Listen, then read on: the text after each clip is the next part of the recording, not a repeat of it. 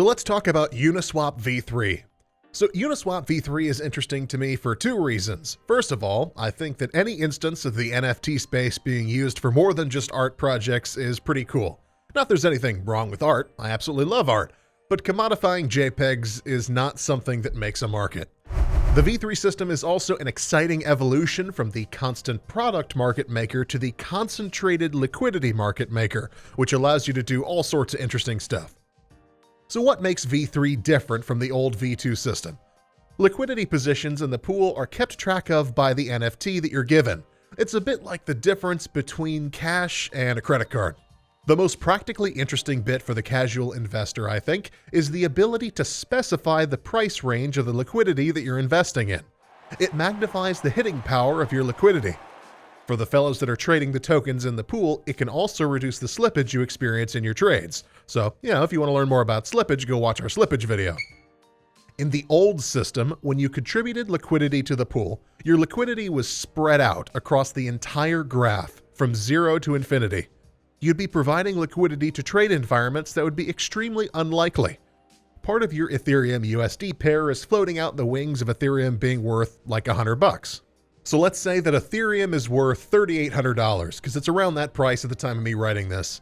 Setting your Ethereum USDC pair to only trade between Ethereum being worth something like $3,600 and $4,000 dramatically increases your capital efficiency when Ethereum is trading between those two numbers.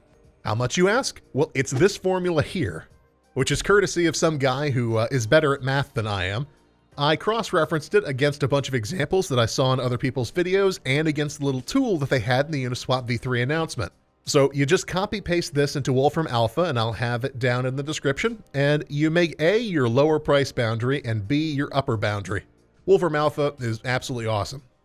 So in our case, the answer is this, which is 38.47. So our capital is 38.47 times more efficient and will generate that many times more trading fees when compared to contributing along the entire liquidity curve like you would in Uniswap v2 or an LP token-based system. Well, what's the downside? Well, the downside is that you expose yourself to more impermanent loss this way if the pool shifts outside your range. So you will always end up with a liquidity position that is entirely the crypto that became comparably less valuable. So let's say that again because it's very important. You will always end up with a liquidity position that is entirely the crypto that became comparably less valuable. Let's do some examples. In a 50-50 V2 style CPMM pool, if Ethereum went to $4,500, you would suffer a 0.36% impermanent loss. So impermanent loss is the difference between you just holding these cryptos in your crypto wallet and you contributing your liquidity to the liquidity pool. So it's comparing the end result of those two things. In a v3 system with a liquidity deposit according to the guidelines that we set earlier, which was $3,600 and $4,000, that is an 8.4% impermanent loss. So let's say that Ethereum doubles to $7,600. V2, that's a 5.7% loss.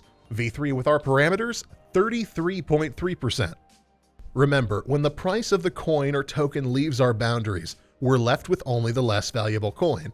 So we're standing flat-footed on the ground while the other coin flies into outer space, or spikes into the earth in the opposite direction. And in that case, we would be holding the less valuable token or coin, so we'd be going with it. And there's no oil where we're drilling, just bedrock and sorrow. But the increase in capital efficiency allows you to get the same pool fees while investing fewer dollars in that position. You could take your money that you're saving and invest it in other things or other liquidity positions. You could hedge your bets. Or you could dump all of your money into a narrow band and give the universe a choice finger, singing leverage all the way. It's up to you. Another interesting thing you can do is basically set a limit order. So in v3, if the market price is outside the range of your deposit, you only drop in a single token. As the market price passes through your range, one token is traded for the other. Bam, that's a limit order. Plus, you get some extra fees along the way. Speaking of fees, there are different fee structures in the pools: 0.05%, 0.3%, and 1%. So 0.05% is for extremely stable pairs, stable coins, so stable there, you got stable in their name. 1% is for exotic pairs, which would be just two random altcoins. And 0.3% is for stuff that's in between those two things. So there's a couple of other things involved with Uniswap v3, but I feel like I touched on all the stuff that is the most important and can be talked about in about 5 minutes. So yeah, if you like the video, please be sure to like, comment, and subscribe. You can follow us on Twitter at ihub_vision, and I'll see you again soon.